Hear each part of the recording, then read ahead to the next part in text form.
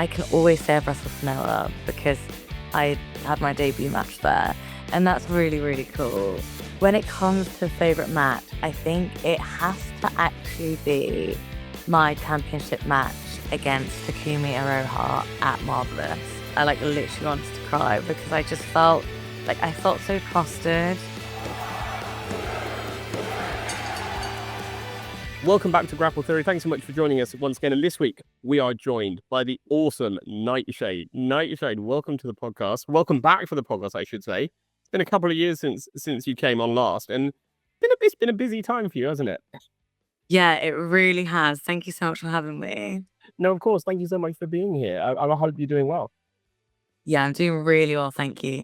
So many exciting wrestling things to talk about, so I'm really glad to be back.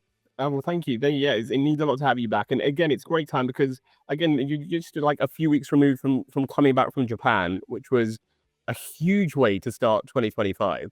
That was crazy. Talk to me about that. I mean, again, we spoke a bit before recording about it, but talk to me about just let's go back to the beginning. What about the start of that process? When did you find out you were going out there? So this is my 4th Japanese tour that I've done. So I feel really lucky and pleased and grateful I'm able to say I've gone to Japan 4 times with wrestling.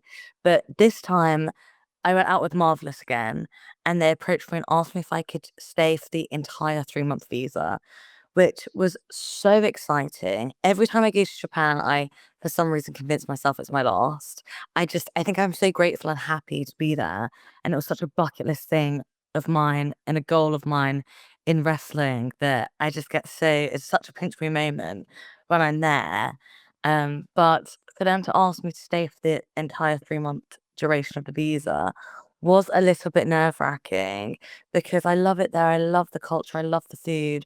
But 3 months is the longest I've ever been away from home, and it's a very different place to England. Totally different time zone, different culture, and 3 months was I was a little bit nervous about going for that duration, but I got asked by them. I think I signed a contract in the summer of 2024, and I went out there in November to start the 3-month tour. So yeah, I think we'd been speaking since about the springtime trying in hopes to work it all out. That's amazing. That's the thing. I was trying to get it in my head as well because I know obviously you came back sort of late Jan, early Feb, right? And so I was trying to work that out in my mind because again, I thought you went out there before Christmas, but did you have no time? Were you there for Christmas? Yeah, so I literally went out there. I arrived on the 11th of November, and the day I arrived was my first show, which was actually my Noah debut. How's which that for was jet lag? crazy. It was crazy. I technically arrived on the Monday, but I left England on the Sunday. But I'd only arrived back from my RCW show in Barcelona on the Saturday. So it was just a wild time in it. It was like a 15, 16-hour direct flight, and I was so jet lagged. And to think that it's Noah as well, it's my Noah debut. It's not just, a take it easy sort of show.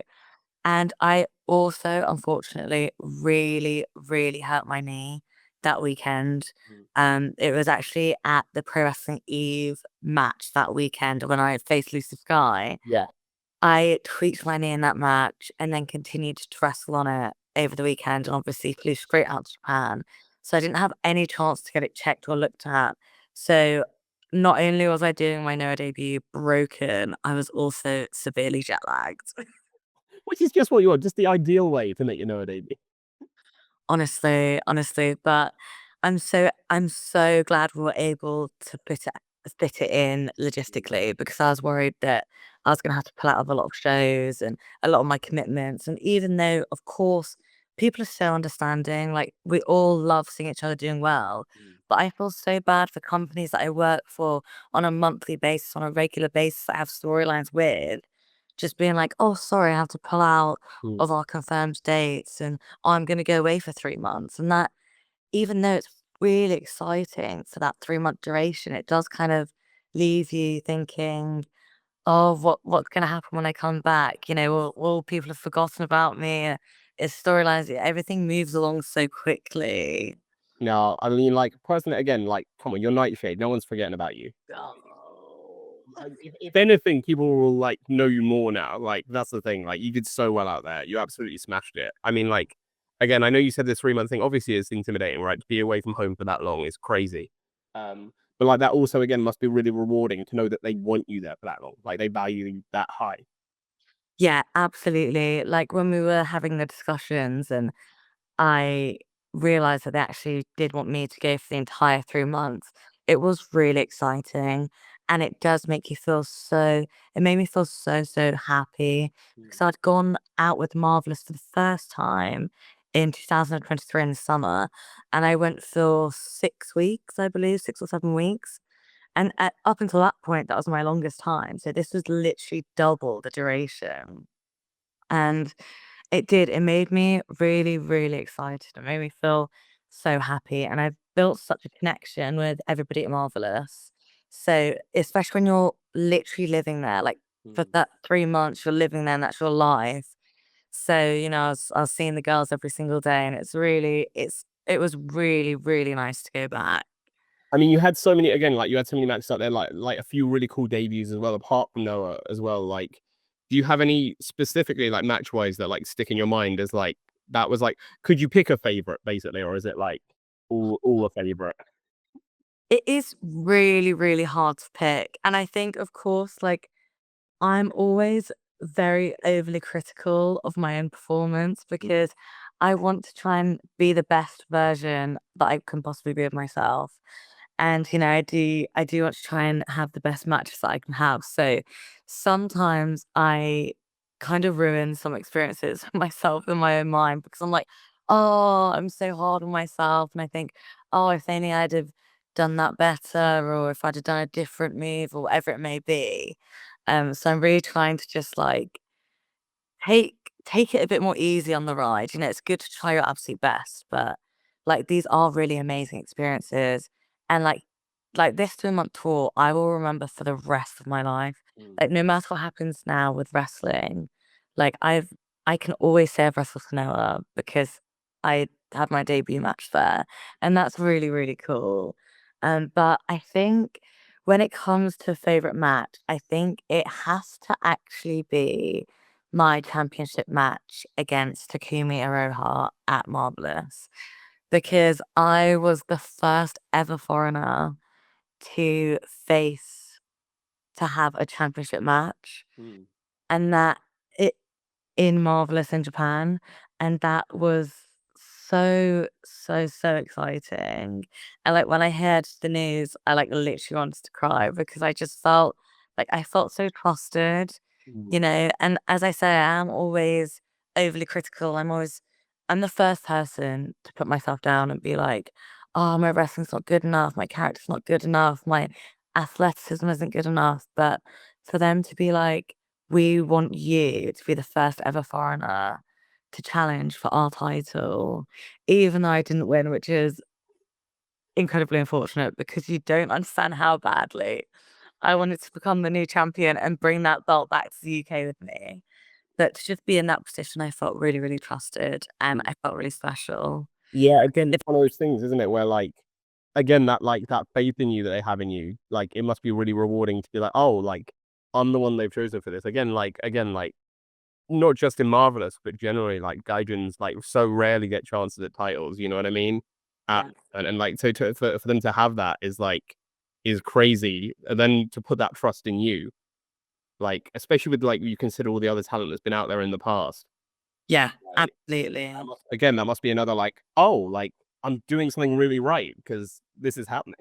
Yeah, absolutely. Like it was a real like pinch me moment. And like I said, because I've built such a bond with everyone at Marvelous and I respect the girls so much, it was really, really special. And sometimes even singles matches are rare. In Japan, they love tag matches, they love multi-woman matches. So even getting that singles opportunity, I was always thankful for. But to actually have that main event championship match against Takumi Roha, which I have been lucky enough to have two single matches with. They were both for the RCW title in Spain and Barcelona. But to actually do it on home turf in Japan, I think that has to have been my favorite match because not only did I really, really enjoy the match, just the whole experience of it all, I was just so shocked because I actually had no idea. Yeah, which is amazing, and genuinely just so proud of you, like so happy for you, like to get those opportunities, and you absolutely smashed it. You really did. Like it was great to see. I've got to ask though, was it weird that Noah debut? Because we spoke to him about it as well, having Gio there on commentary. Yeah, Yeah. so Gio was there for my Marigold debut. Mm.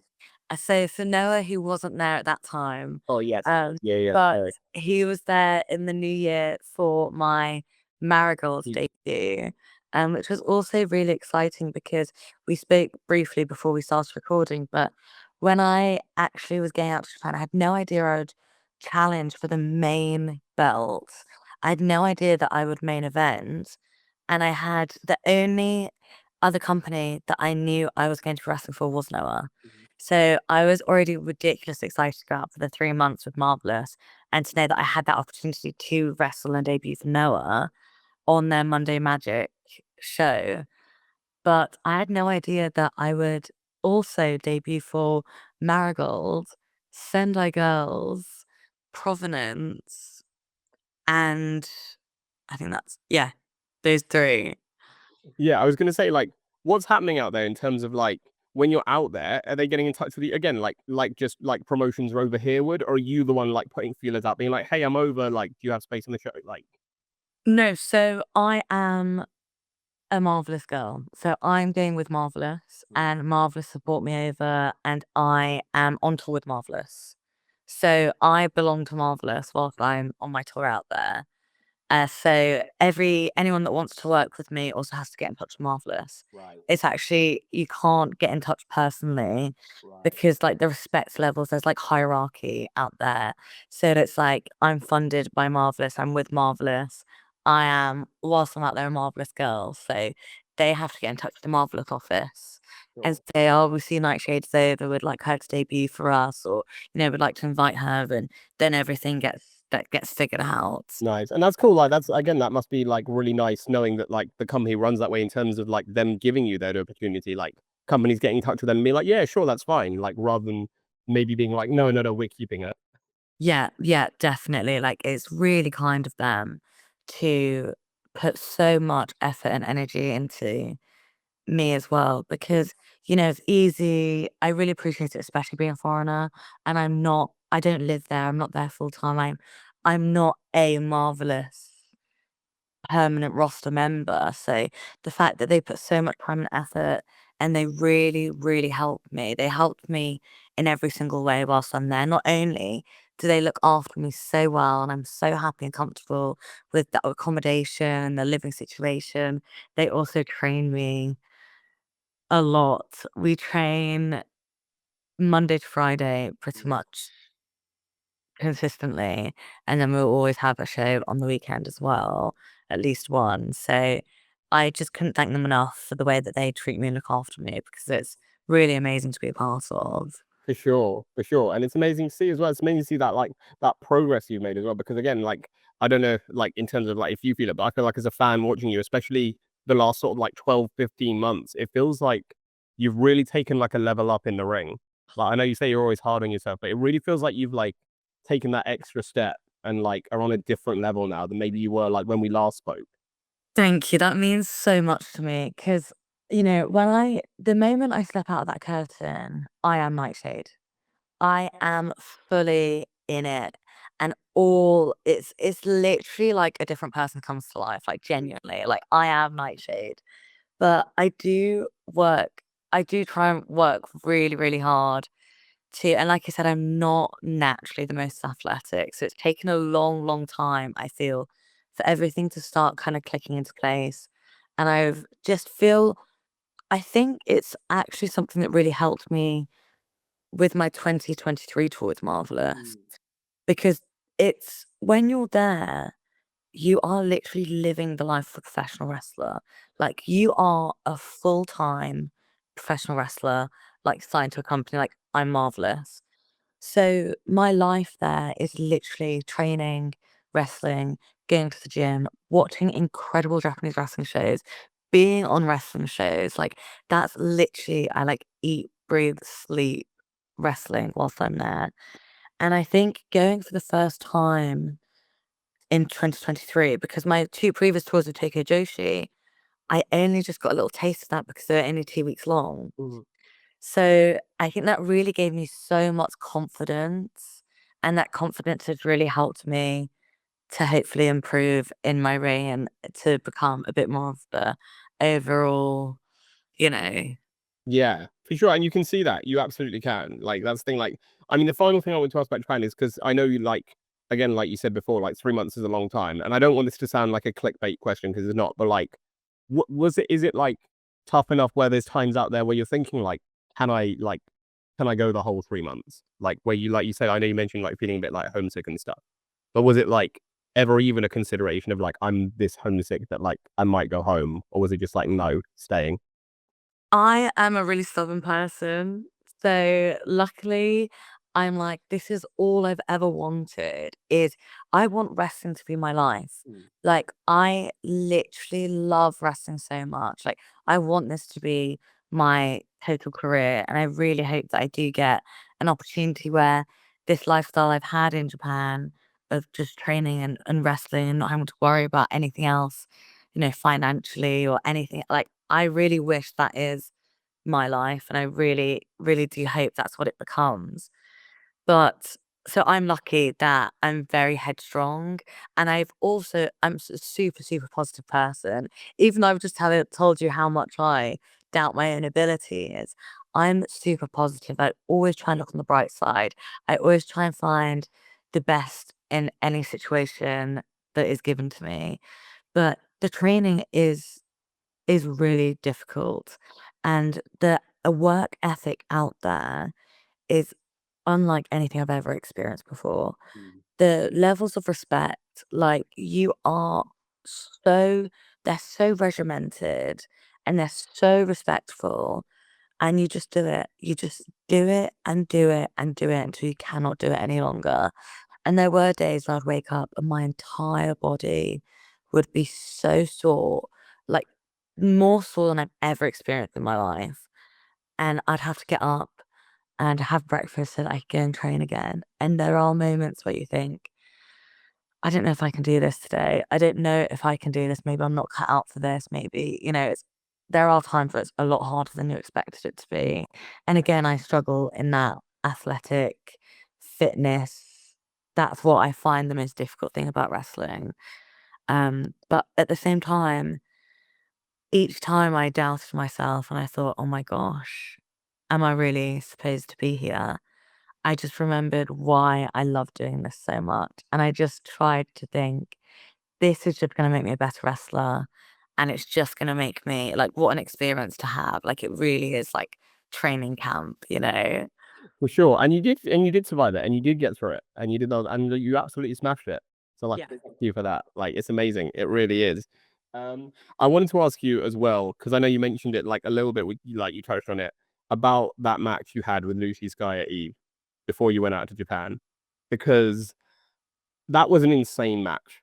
And again, like going back to like what I said in terms of like your improvement, like I said it to Dan after the show, and like I said it to people I talked to as well, like genuinely for both of you, I thought that was your both of your best singles matches I'd ever seen to that point in your careers. Like I thought you both absolutely smashed it. I was like, that was incredible. Like you gave that main event a run for its money, and that was tough. That was always going to be tough. Yeah. That match with Lucy Sky was just another level. And I know it started really out of like she jumped me as soon as I was making my way to the ring.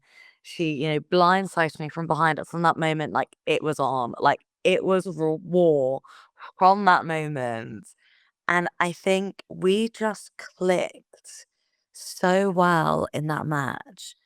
And I also had so many comments being like, "Wow, that's one of the best matches I've ever seen you have." But I think we also took some really big risks in that match. Like she German suplexed me into all of the chairs, which is literally essentially throwing me on my head into a bunch of metal chairs. And I think, sometimes big risks do come with big rewards.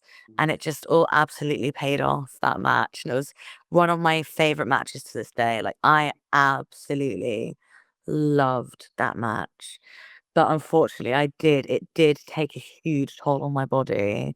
And like I said, I tweaked my knee during the match and it was hurting for the good first half of my Japan tour. My knee was giving me a real bother. But again, it's just one of these risks that we take when we are wrestling. And I loved that match so much against Lucy Sky.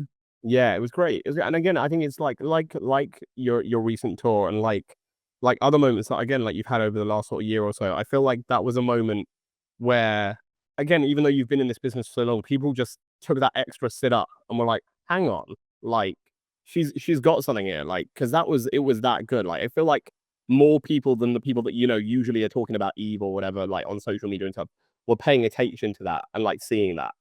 Yeah, definitely. I feel like you both made your mark in it. It was incredible. I was going to say I was impressed when you say you tweeted me. I was impressed it was only that because again, like you're saying, like I was standing there, that suplex that you got in the chairs, and that was nasty. Like I was like, Yeah.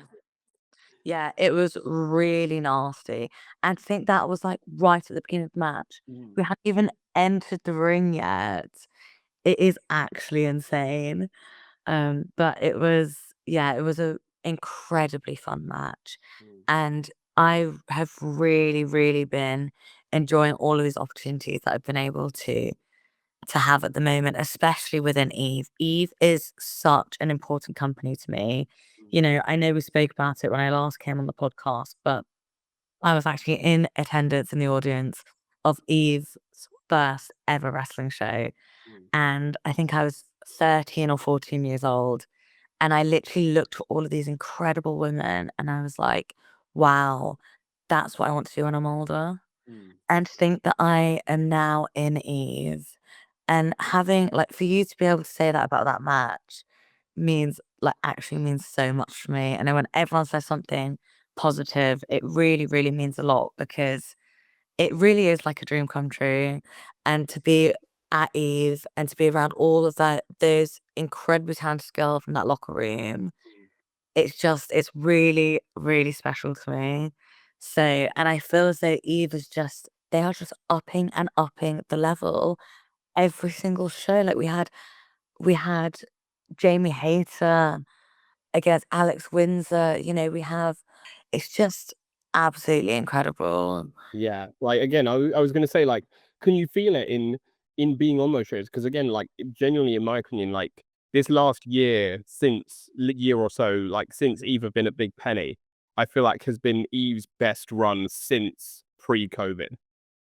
Yeah, It feels like Big Penny has given Dan, given the roster, given like the whole promotion something that it was just like maybe missing that like last couple of years, like post lockdown when it was coming back.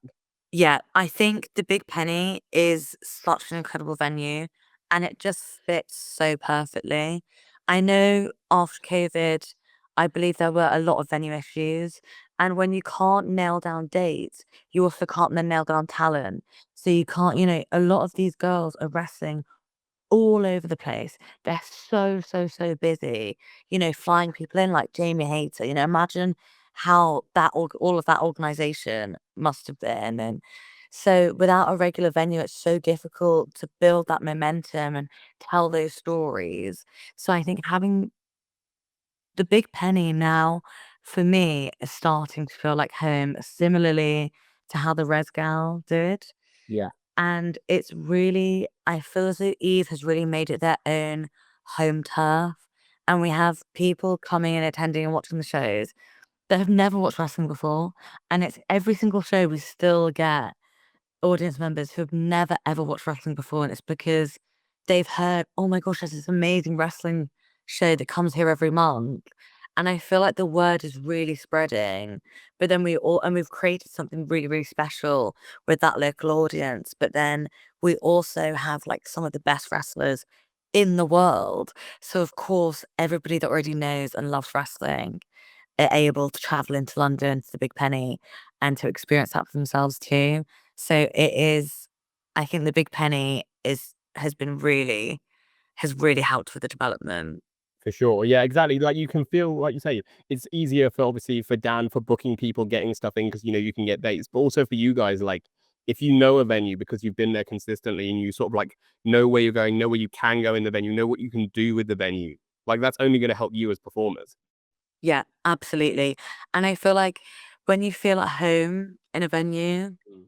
it just helps me to relax, and then I'm more likely to perform better and to have a better match because I'm feeling more calm and I'm feeling more relaxed, and I'm with my friends, I'm with people that I've missed, I couldn't wait to see and socialize with. So it all definitely plays a part in it, I think. Yeah, and again, since you last came on, not just in venue, but in terms of story development, I guess a lot of stuff has changed in Eve. I mean, I know that by the time this goes out, it'll be after Friday and after your match with Millie McKenzie. But like again, Millie like aligning herself with Sapphire, like Sapphire's been just on a tear at the minute, hasn't she? She just doesn't like old people anymore. She's like she's gone against everyone.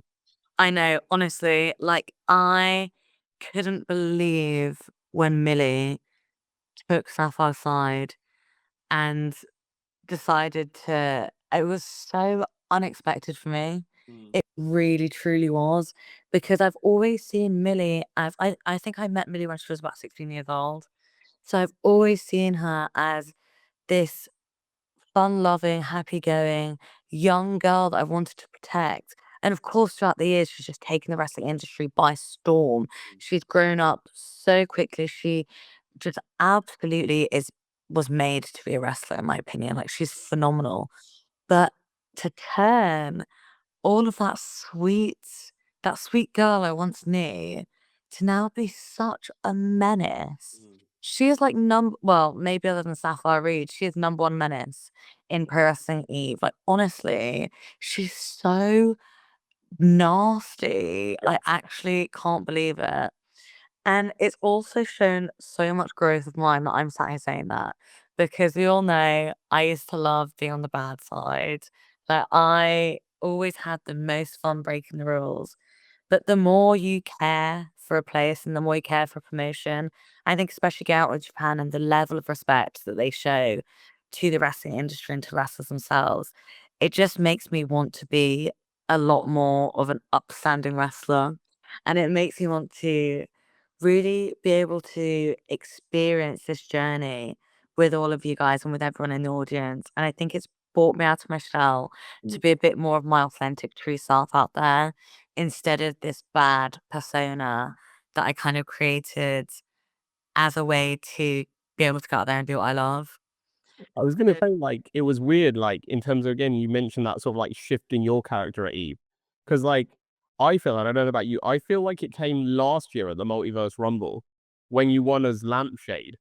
And Yeah. like everyone loved that. Like that seemed like again, like before you were like again, like sort of like nasty, heelish, always getting the booze. But then that seemed like that turned with that moment because everyone was just so happy that you'd won it. Yeah, and that was something I was not expecting whatsoever. I thought, I mean, of course, with the Multiverse Rumble, I was always going to be Lampshade.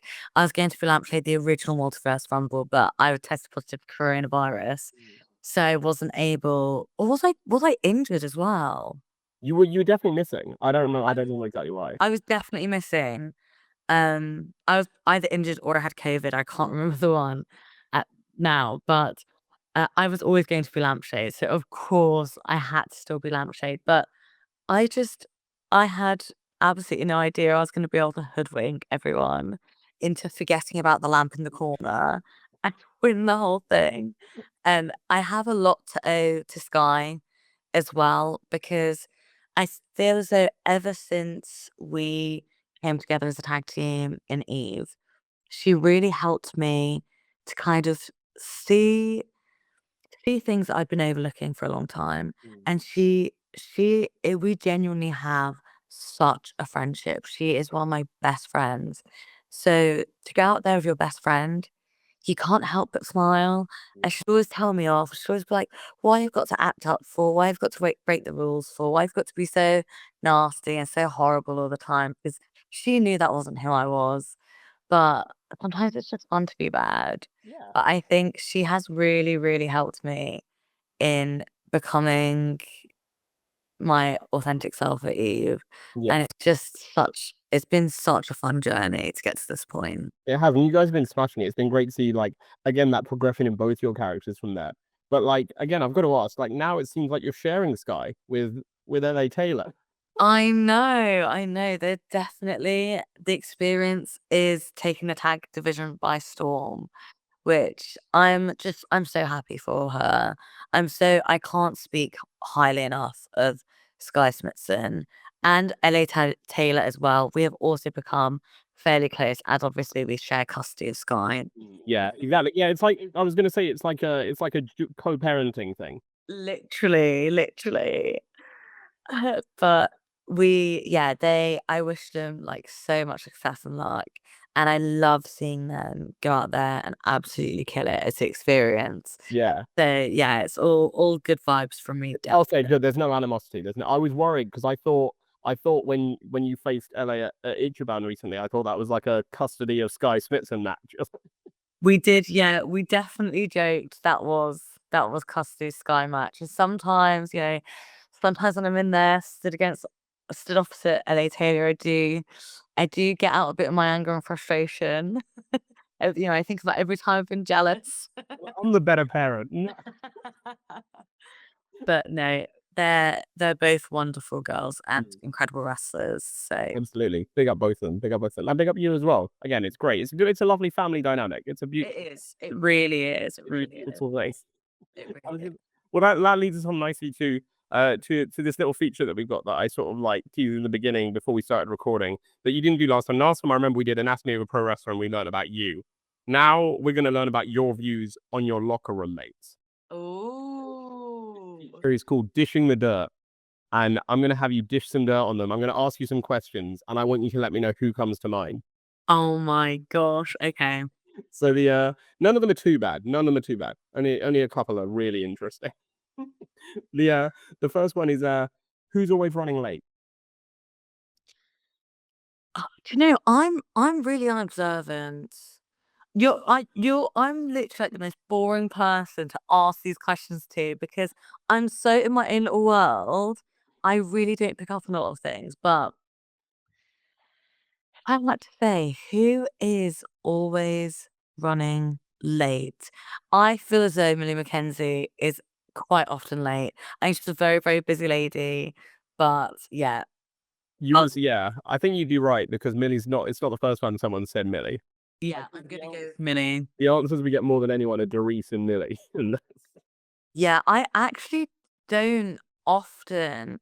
Me and Doris we're not often on the same show together. It's like rare, is it? The rare crossover. Yeah, it's really rare that I think 'cause I'm so far south and he's so far north, we just kind of are in different territories at the moment. Again, apart from Multiverse Rumble last year when Doris was in it, and that was maybe his Eve debut, of course. Yes, yes. That was a good one. That was a good moment. That's pretty. The next one I talk about again. We spoke about like you doing like driving, and I know you drive a lot of the shows, but it depends because this next one sort of goes into when you're in carpools with people because it's who has the worst music taste. Ooh. Generally, the answers come from carpools. People are like, "Oh, I travel with this person. They have terrible music." That is such a good question. I know Alex Windsor likes the Disney songs, which I love a bit of Disney, but I don't think I can listen to it for too long.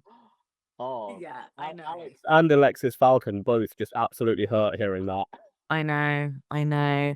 So what it is for me, what I think is the best thing to do on a long car journey, especially, I always try when it's me driving, because majority of the time I'm the driver, so I'm actually in charge of the music.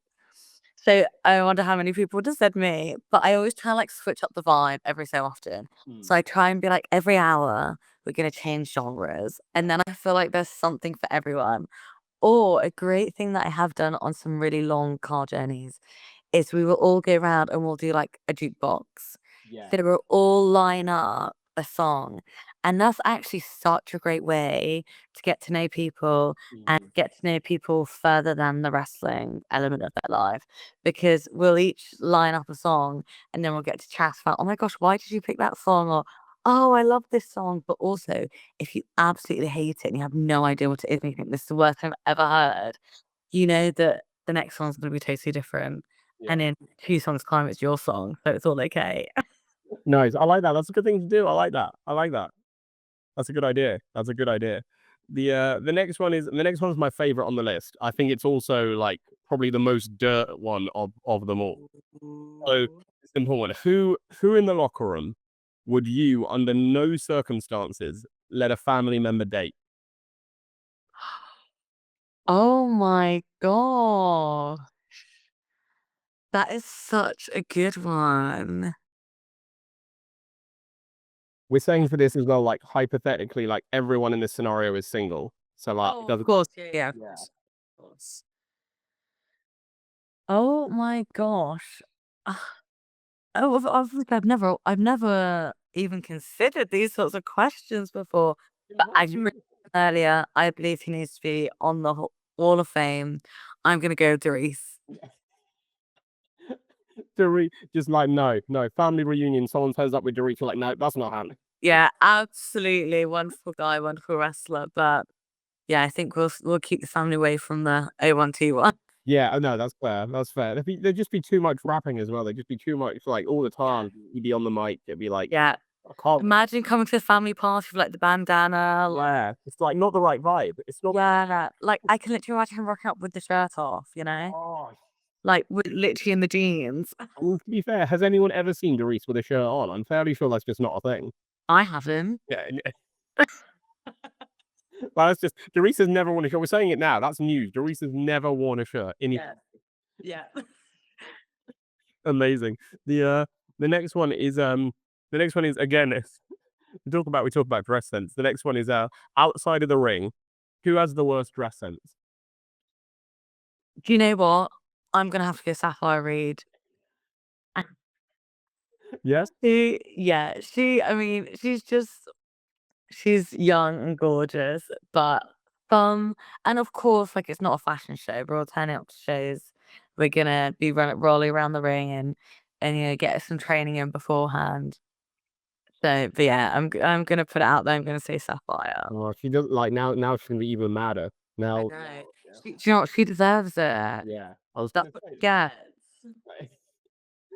I hope she mentions it. I was gonna say she better. Yeah, she's got it now. Yeah. The uh, the next one is the next one's the nicer version of that. The next one's in the ring now. You've turned up to a show, and look, your gear is incredible, but like you've forgotten your gear. You looked in your bag, it's not there. You've got to go to someone and borrow their gear. But like it's No. one size fits all scenario. You can pick whoever you want. Like, is there anyone else's gear you look at and you're like, I could pull that off. I've had genuine nightmares about this happening.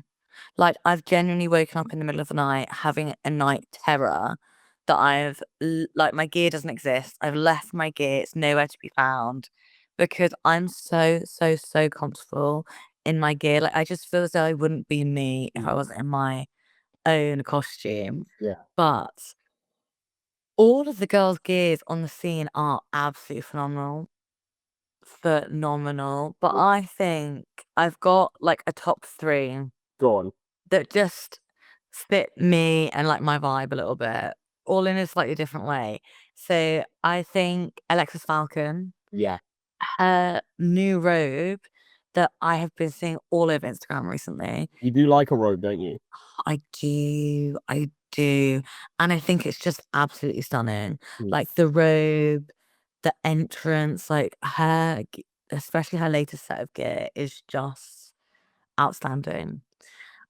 Then who comes to mind is Charlie Evans. Absolutely always looks on point. I don't think I've ever seen that girl with like a hair out of place. Do you know she always just looks phenomenal. That And the white bit, gear, that that white. all white bit, the all white gear. Again, the big veil. I love the more extra, the better. Yeah. Like, I love the part of wrestling that comes to like designing the costumes and the looks and all of that. Those theatrics are so up my street. And because of that, my final person is Nina Of Samuels. course. Yeah. Because even though I would die a little bit inside to not be Nightshade, I would love to be the star of the show for just once. Or little hat as well, whatever. Yeah, it's a Yeah, like the little hat. It's also a one piece. I just, again, the jacket, it is just such a vibe, like it is. so stunning. So, Yeah, those are three great gear choices. yeah, I love yeah. I can't categories for that. And another honorable mention is Alex Windsor. Yeah. Again, that entrance coat. Wow, and, like, she looks like an absolute freaking superstar, but I just don't think tights. I know she doesn't wear the tights as often now, but in my mind, when I think of Alex Windsor, I think of her in the tights, and I just don't think they suit me, so that's the reason I didn't choose her as No, that's great. That's still a great it's still a very good selection of gear. Like yeah. again, I feel like just generally like I know Charlie Evans isn't British, but like wrestles a lot in Brit Rest. I feel like just Brit Rest does gear well. Do you know what I mean? Like people Yeah. know how to do gear over here. For sure, and it's like, I am very drawn to people that have, like, their own kind of aesthetic and their own kind of look, and, like, I think that's something that over the last couple of years, I've really been trying to like figure out my own look, my own aesthetic, and like obviously there's only so many cuts of gear. There's only so many, combinations, color combinations and everything. But I think when you find something that makes you feel like you're unique and it makes you feel like you stand out, you're absolutely onto a winner. And like my newest gear, my newest all black costume with Yeah. the leg covers just makes me feel like I deserve to be on, like, a big stage. Yeah, I was gonna say your new gear, so, like all your gear is great. Like I love the design of it. Like everything you do with your gear is brilliant. Like again, it's one of those where I'm like you say, like it's unique. It's yours. You like, you see that gear and you're like, oh, it's Nightshade, right? Like you can't imagine anyone else in that gear. Again, Yeah. it's just you. Definitely, and that's something I've really tried to work hard on doing. Like, I've Mm. really tried to think, like, over the years, 'cause I always draw up my own designs for my own costumes. So I've always kind of liked to have little things like the cut, how I have the little lace up, because I didn't know anybody that was doing that at the time when I first started doing it. And I thought that can be a little trademark of mine. Every single outfit will always have that little cut down the center. And then I feel like no matter what color combination you go for, when you have the same, for me, wearing like the same bodysuit, I went with the half sleeves because once again, like not that many girls had their arms covered at the time I started making this look. And I just feel like that is like so Nightshade. And I Yeah. just cannot imagine having to wear somebody else's. No. Think it's genuinely one of my biggest fears, honestly. Well, hopefully it never comes to that. Hopefully. Yeah. Like, every time I fly, I get so freaked out that my luggage is gonna get lost. Yeah. I get that though. That's like just a genuine terror. You know what I mean? Like, I mean, I have that fear like if I go on holiday, but like you actually like need the gear. You know what I mean? Oh. It's not like you can like pop to the shop and get like another outfit for that.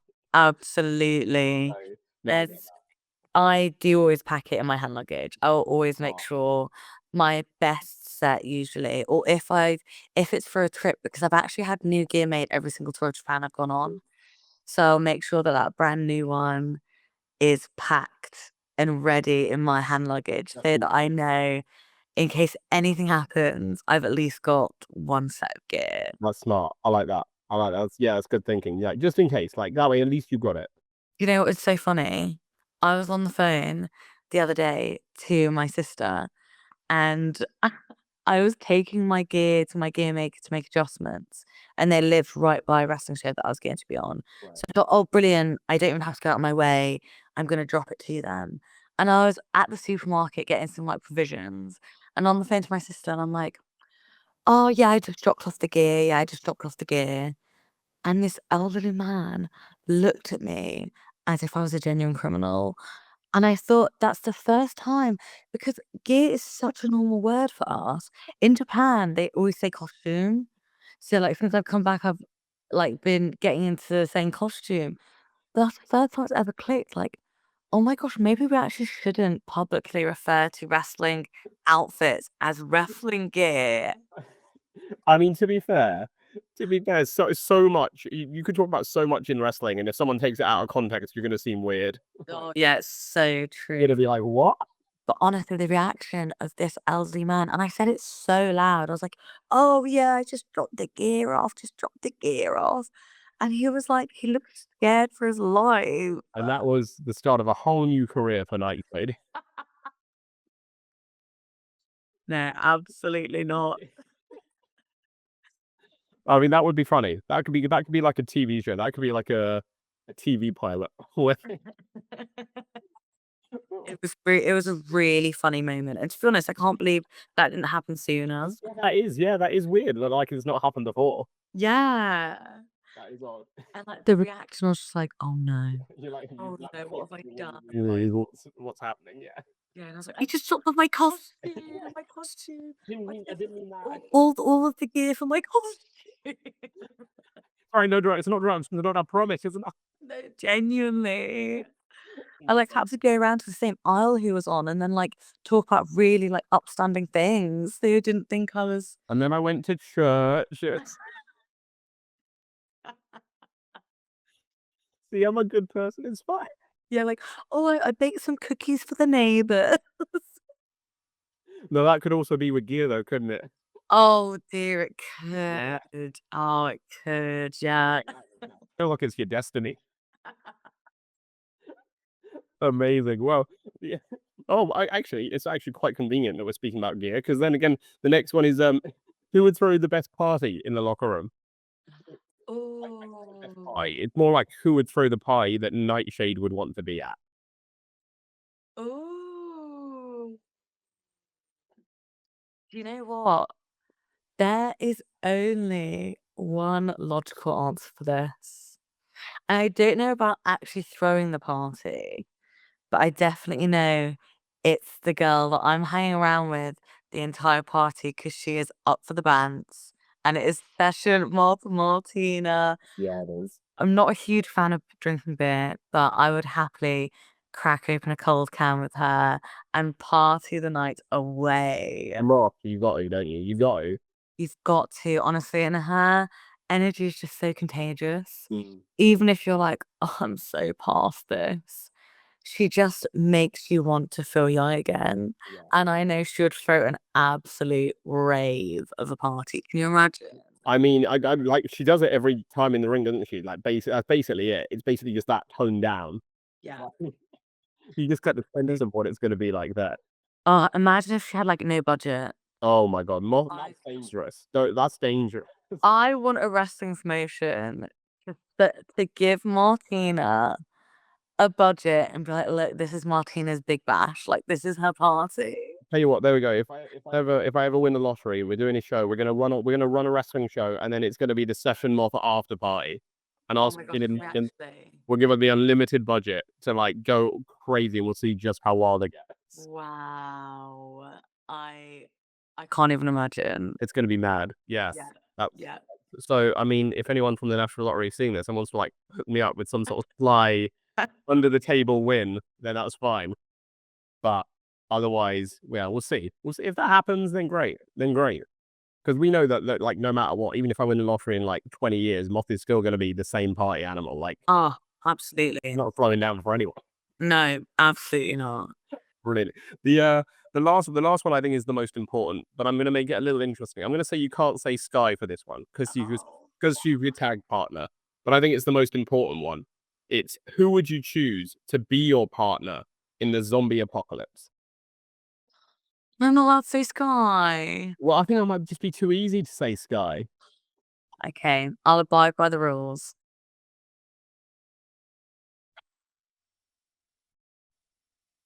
And can I say they like actually won't leave my side? Yeah, yeah, you can use this person for like whatever you want. Like you can be the one where like they're defending you and you run away, or like you're fighting back to back. Like I've chosen them and they will not abandon me. Yes, yeah, yeah. They can't abandon you, but you can abandon them. It's Even though I'm the dead weight. you're not the dead weight. Don't no. I would be dreadful in a zombie apocalypse. I have like zero survival instincts, genuinely. But you know who comes to mind? Because she is just such an absolute badass. Like, genuinely, I think the zombies would be intimidated by her. Danny Luna. Yes.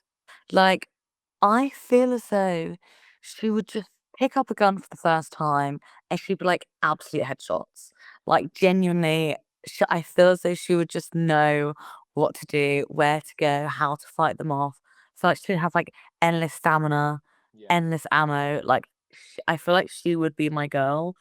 But because I would be so useless, her survival instinct would definitely tell her to abandon me. So I'm glad that she got to stick Yeah, my side and help me out. yeah, she's with you to the end. If you want to run, that's fine. You can abandon her and leave her, but then she'd come after you because she'd take out, like you say, she'd take out all the zombies. Like you left me. Yeah, all the zombies would be eliminated single-handedly by Danny Luna. And then she's like, right, I'm coming for you, Nightshade. You left me in the lurch. And then you'd be like, oh god damn it. Although I never would because I feel like she'd be such a great person to have by my side. Yeah, exactly. No, big up Danny. She'd be good for that. I think that's the first time anyone said Danny, but I can't believe no one said Danny before. Because that Yeah, do you know what I mean? Yeah. Like, where she gets that look in her eyes when she's pissed off. Oh yeah, you don't want to be on the receiving end. Oh You've my seen it enough times in the ring where someone's on the receiving end of that and you're like, uh-oh. Yeah, like, RIP zombies again. Yeah. I like it's a great t-shirt design. That's the new Danny Luna merch design. Speaking of t-shirts, I am in my brand new, literally arrived today, the first person to see them in the flesh. I'm in my brand new t-shirt. Oh yes. So the front says the deadly one. And then on the back it says Nightshade. I'm wearing the English version. Love that. But I also bought out, because I've just been on a 3-month road to Japan, how could you not? Like, I not only do I adore Japanese wrestling, but I feel lucky enough to say that I've like, you know, kind of with me up there. I also got a Japanese version. Yeah, that one's sick. I saw you post that on socials. That's cool as hell. Yes. So it literally says Nightshade. I love that one. That's great. And again, same on the front. It just says the deadly one with little deadly Nightshade flowers and like vines around it. That's some sick merch. That as well. It looks like a proper like heavy metal logo where it says the deadly one there. Like That was literally my inspiration. I was like, I find making merch really difficult because every time I would only ever release something that I'm genuinely in love with and that I would genuinely buy off the shelf that I feel like embodies Nightshade, because obviously that's like what the goal is.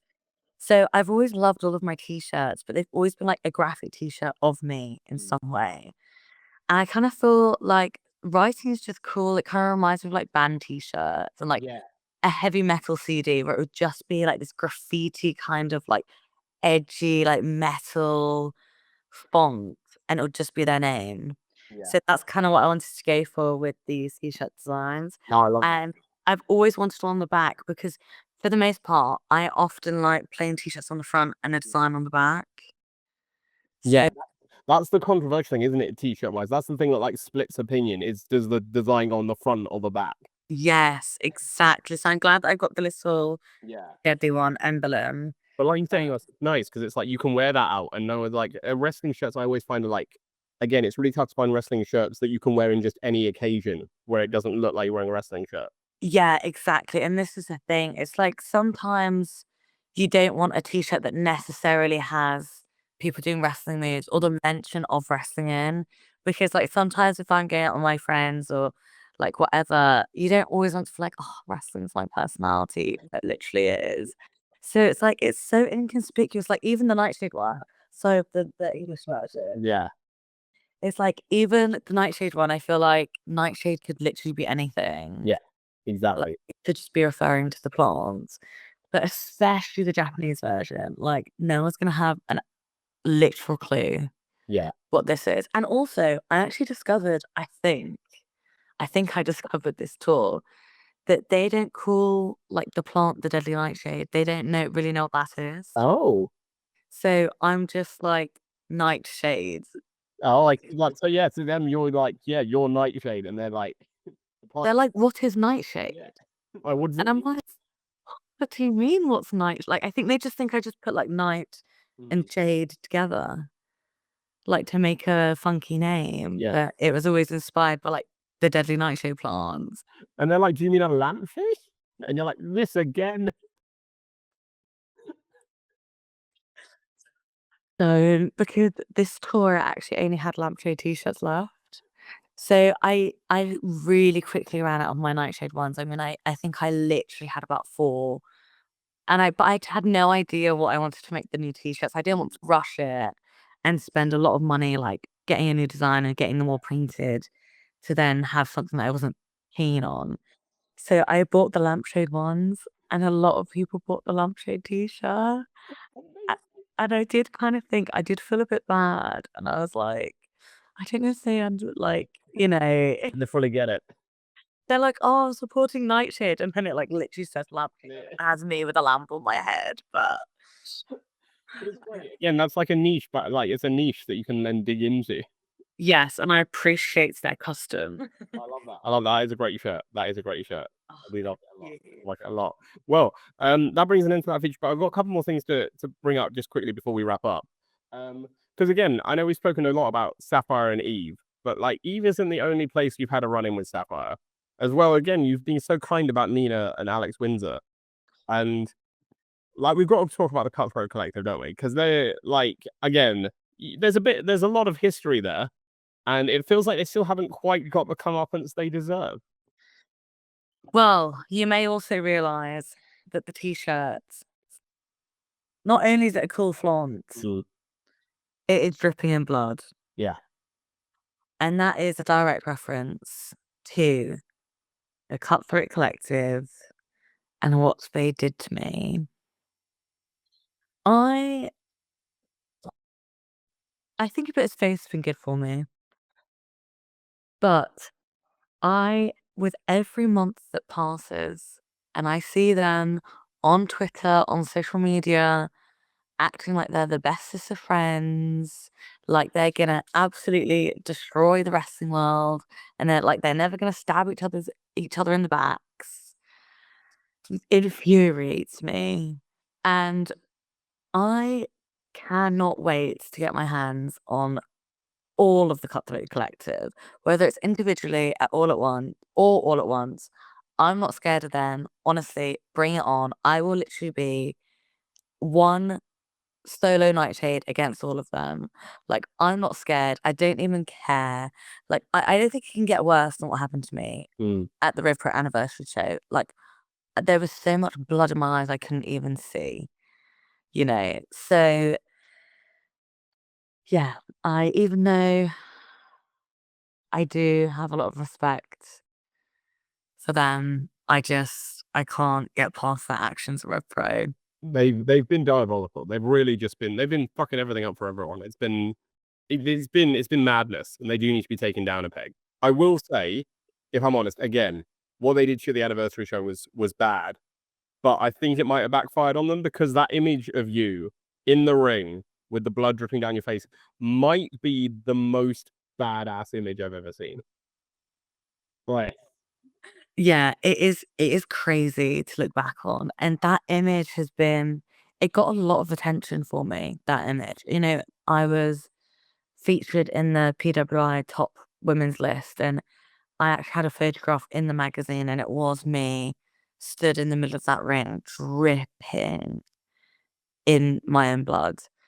And again, I believe the PWI issue that's coming out this month here in the UK, it also has a half page spread of that image of me covered in blood. And seems as though they've just moved on so quickly. Mm. It seems though they don't have a care in the world for what they did to me, and their actions have just been diabolical, and they will they will have their comeuppance. They honestly will, and when they least expect it, I will be there to teach them that lesson. Oh, it's gonna be sweet. It's gonna be so sweet. It'll be honestly the last the least they expect, the better, because I think they deserve a taste of their own medicine. They And absolutely do. I was all for it at the beginning. I thought, yeah, let's get the eyes on the women. I walked out of those doors the first night the Cutthroat Collective were even established. We didn't even have a name. We were just a bunch of women that wanted to give ourselves the spotlight. We wanted we we wanted to take that opportunity. If it wasn't being made for us, we thought, let's go to one of the biggest promotions in the UK, in Europe, and let's absolutely put that focus on the girls. But they've just taken it too far. Yeah. They've taken it too far time and time and time again. And, to even call themselves the Cutthroat Collective, it's just it's actually too much. And they've forgotten our whole intentions of that movement and what we were trying to start, because they've let it all go to their heads. They think they're so big, they think they're so bad, but actually they've got another thing coming. Yeah, and like you said as well, like you sort of said, like they already turned their back on you. That's how can they trust each other? One of them's not going to be next. Every single one of them is snakes, especially that Sapphire Reed. And honestly, they can't trust each other as far as they can throw each other, which for some of them would actually be quite far. Yeah, I was But gonna say, yeah. even so, you know how the saying goes. We're gonna end the podcast with an odd note here. Again, it's something you've not done before because we have a relatively new feature here on the podcast where our last guest leaves the question for our next guest. With no context of who they're going to leave it for. So this person didn't know they were leaving you a question. You're not allowed to know who left you the question. Although I'm going to be honest, the question makes it very obvious who left it. So the question you've been left. This is a tough one. This is really, again, it's going to divide your loyalties for someone. Oh no. Who is better, Michael Oku or Mr. Hype Kuro? Oh my gosh.